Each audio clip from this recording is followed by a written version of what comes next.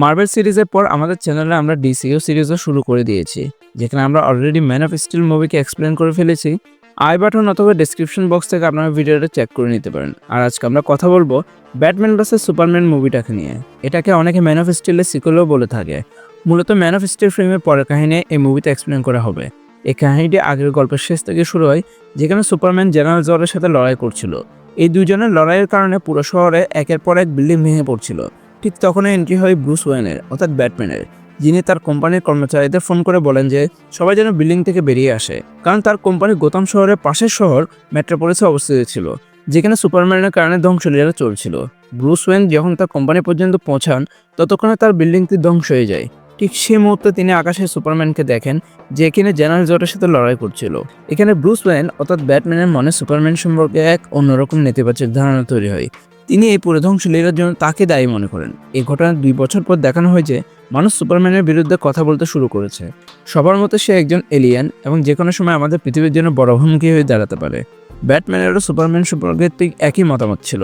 অন্যদিকে ভারত মহাসাগরের সেই অংশে দেখানো হয় যেখানে জেনারেল জর্ড সেই মেশিনটি বসিয়েছিল, যার মাধ্যমে তিনি পৃথিবীর পরিবেশকে তার নিজের গ্রহ ক্রিপ্টনের মতো করতে চেয়েছিলেন। সেখানে কিছু মানুষ একটি সবুজ রঙের পাথরকে খুঁজে পায়। একে বলা হয় ক্রিপ্টোনাইট। ক্রিপ্টন গ্রহের লোক, যেখানে সুপারম্যান জন্মেছিল, তারা এই এলিমেন্ট দিয়ে তৈরি। এদিকে গোথাম শহরে দেখানো হয় যে পুলিশ এক জায়গায় হানা দেয়, যেখানে অনেক মানুষকে বন্দী করে রাখা হয়েছিল।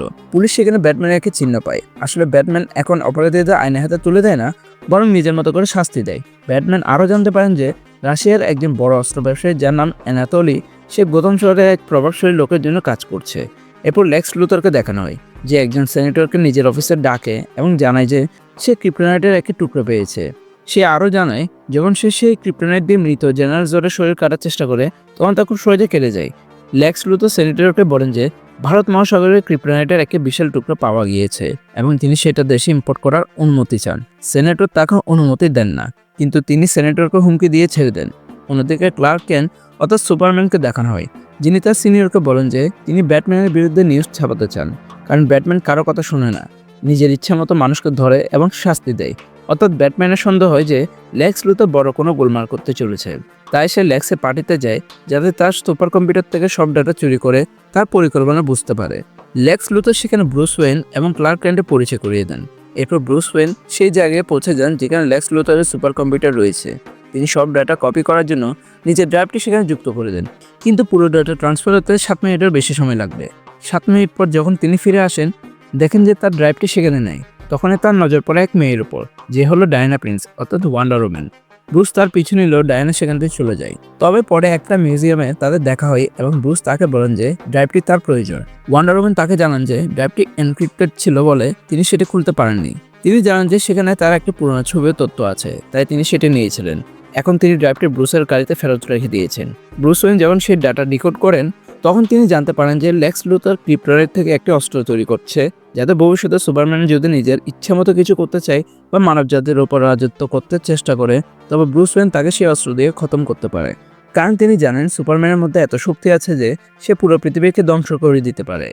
এখন ক্রিপ্টোনাইট জাহাজে করে শহরে পৌঁছে যায়। ব্রুস ওয়েন তার ব্যাটম্যান স্যুট পরে সেখানে পৌঁছান এবং ক্রিপ্টোনাইটটি হাসিল করার জন্য সেই গাড়িটিকে তাড়া করেন, যার মধ্যে ওটা ছিল। কিন্তু তখনই মাঝপথে সুপারম্যান চলে আসে এবং ব্যাটম্যানের গাড়িকে দুমড়ে দেয়। সে ব্যাটম্যানকে সতর্ক করে বলে যে পরের বার যখন আকাশে সুপারম্যানকে দেখবে, তখন যেন ঘর থেকে বের না হয়। ব্যাটম্যান তাকে বলে সে তাকে বুঝিয়ে দেবে। আসলে সুপারম্যান ব্যাটম্যানকে এই জন্য আটকেছিল, কারণ তার মনে হয়েছিল ব্যাটম্যান এবারে অপরাধীদের ধরে নিজের পদ্ধতিতে শাস্তি দিতে চাইছে। সুপারম্যানের বাধার কারণে ক্রিপ্টোনাইট লেক্স লুথরের হাতে পৌঁছে যায়, যা পেয়ে সে একটি ভয়ঙ্কর দানব তৈরি করার পরিকল্পনা করে। এদিকে কোর্টে সুপারম্যানকে তলব করা হয়, যেখানে সেনেটর বলেন যে সুপারম্যানের কারণে অনেক ধ্বংসলীলা হয়েছে এবং তার শাস্তি হওয়া উচিত। কথা বলার সময় হঠাৎ সেনেটর তোতলাতে শুরু করেন, কারণ তিনি বুঝতে পারেন সেখানে কিছু একটা গড়বড় হয়েছে। পরের মুহূর্তে সেখানে একটা বিশাল বোমা বিস্ফোরণ ঘটে এবং সবাই মারা যায়, কিন্তু সুপারম্যান বেঁচে যায়। সুপারম্যান এইসব মৃত্যুর জন্য নিজেকে দায়ী মনে করেন। তার মনে হয় যদি তার খেয়াল আশেপাশে থাকতো, তবে সে বোমার কথা আগে থেকে জানতে পারত। এরপর সুপারম্যান কিছুদিনের জন্য কোথাও চলে যায়। এদিকে নিউজ চ্যানেলগুলো বলতে শুরু করে যে এই বিস্ফোরণের পিছনে সুপারম্যানের হাত থাকতে পারে। ব্যাটম্যান যখন এই নিউজ দেখেন, তিনি প্রচণ্ড রেগে যান এবং সিদ্ধান্ত নেন যে সুপারম্যানকে আর ছাড়া যাবে না। তাই তিনি লেক্স লুথরের ওখান থেকে ক্রিপ্টোনাইট চুরি করে আনেন এবং তা দিয়ে একটি বল্লম ও কিছু গ্যাস গ্রেনেড তৈরি করেন। এদিকে ওয়ান্ডার ওম্যান ব্রুস ওয়েনের কাছ থেকে একটি মেল পান। সেখানে লেখা ছিল যে লেক্স লুথরের ডাটায় যে ছবি রয়েছে তা 100 বছরের পুরনো। ব্রুস বুঝতে পারেন যে এই মেয়েটাই ওয়ান্ডার ওম্যান। সেই ড্রাইভের ফোল্ডারে আরও কয়েকজনের তথ্য ছিল।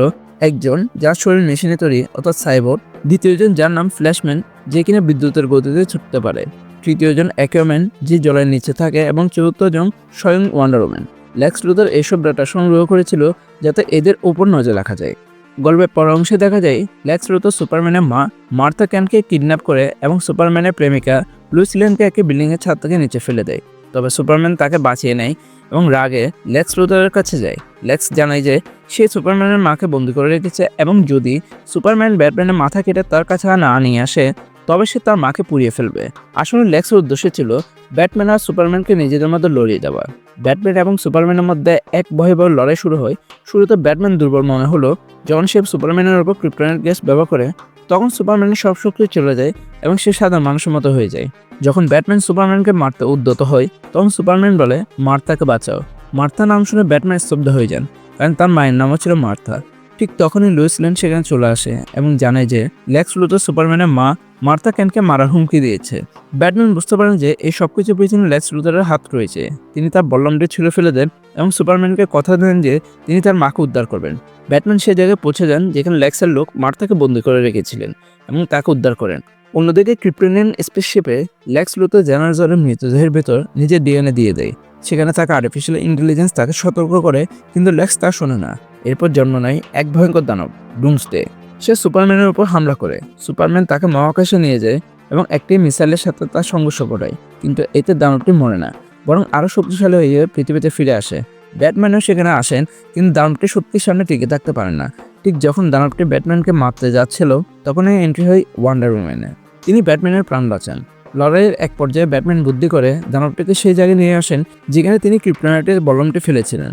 যেহেতু দানবটিও ক্রিপ্টন গ্রহের অংশ থেকে তৈরি, তাই ওই বল্লম দিয়ে তাকে মারা সম্ভব। লুইস লেন সেই বল্লমটি উদ্ধার করতে গিয়ে জলে আটকে যান, কিন্তু সুপারম্যান তাকে বাঁচান এবং বল্লমটি তুলে নেন। ওয়ান্ডার ওম্যান লড়াই করতে করতে দানবটির হাত কেটে ফেলেন, কিন্তু তখনই তার শরীর থেকে একটা হাড় বেরিয়ে আসে যা তলোয়ারের মতো কাজ করে। এরপর সুপারম্যান সেই ক্রিপ্টোনাইট বল্লমটি প্রচণ্ড গতিতে দানবটির দিকে এগিয়ে যান। ক্রিপ্টোনাইটের প্রভাবে সুপারম্যান নিজে দুর্বল হয়ে পড়েছিল, কিন্তু তবু তিনি বল্লমটি দানবটির বুকে গেঁথে দেন। ঠিক সেই সময় দানবটিও তার হাড়ের তলোয়ার সুপারম্যানের বুকে বসিয়ে দেন। পরিণামে দানবটি মারা যায় এবং সে সাথে সুপারম্যানের মৃত্যু হয়। লেক্স লুথরকে পুলিশ গ্রেপ্তার করে। পরের দিন সারা পৃথিবী সুপারম্যানকে বীর হিসেবে সম্মান জানায়। ব্রুস ওয়েন এবং ডায়ানা প্রিন্স সেখানে উপস্থিত থাকেন। ব্রুস ডায়ানাকে বলেন যে তিনি সুপারহিরোদের একটা টিম বানাতে চান যাতে পৃথিবীকে রক্ষা করা যায়। শেষে লুইস লেন যখন সুপারম্যানের কফিনের উপর মাটি দেন তখন দেখা যায় সে মাটিগুলো আস্তে আস্তে উপরের দিকে উঠছে, যা ইঙ্গিত দেয় সুপারম্যান হয়তো এখনো বেঁচে আছেন। এই ছবিটির বাজেট ছিল প্রায় $250 থেকে $300 মিলিয়ন এবং বক্স অফিসে এটি $874 মিলিয়ন আয় করেছিল। আশা করি এখানে এটা আপনাদের ভালো লেগেছে। ভিডিও যদি ভালো লেগে থাকে ভিডিওকে লাইক অ্যান্ড শেয়ার করেন। আর আমাদের চ্যানেলে MCU series, monsters versus series আর DCU সিরিজকে মিস করবেন না। Thanks a lot for watching guys. দেখা হবে পরের কোনো ভিডিওতে।